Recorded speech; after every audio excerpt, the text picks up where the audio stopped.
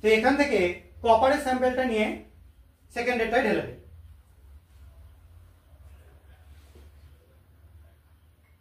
আর একটু, বেশ, ঠিক আছে, রাখ, একটুখানি চেক করে নেয়। তুই সোডিয়াম সালফাইড স্যাম্পেল এর মধ্যে কিছুটা যোগ কর। দাঁড়া, ইয়ে দে, তুই যোগ কর।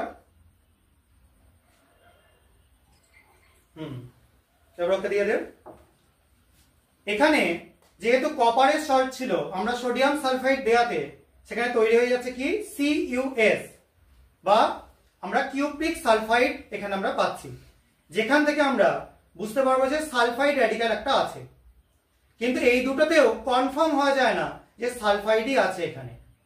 তাহলে আমাদের তৃতীয় পরীক্ষার সাহায্য নিতে হবে এটা কনফার্ম করবার জন্য। এটাকেও তোর সামনে রেখে দে।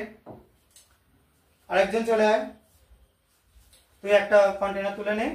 এখানে জলের মধ্যে হাতে এগিয়ে, হ্যাঁ, সোডিয়াম নাইট্রোক্লোরাইড যোগ করা হচ্ছে, Na2FeCN5NO, সোডিয়াম নাইট্রোক্লোরাইড 8-9 মোটামুটি ড্রপ দিয়ে দে।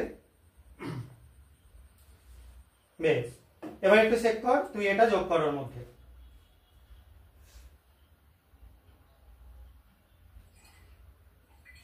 বেশ, আর একটুখানি ওই স্যাম্পল যোগ কর, সোডিয়াম নাইট্রোক্লোরাইড।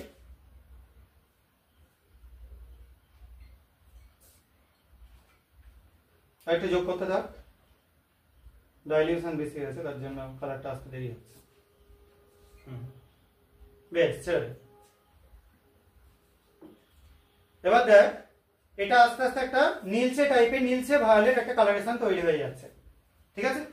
এবং এই কালারেশনটা আসলে আমরা কনফার্ম হয়ে যাব, তুলে দেখা কালারটা একবার, যে আমরা এখানে সালফাইড একদম কনফার্মলি আছে।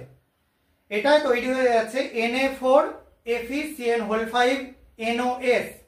এই কমপ্লেক্সটা তৈরি হওয়ার জন্য এর এই কালারেশনটা আমরা দেখতে পাচ্ছি, এবং আমরা এখান থেকে মোটামুটি কনফার্ম হব যে এখানে সালফাইড অ্যাসিড র্যাডিক্যাল হিসাবে আছে।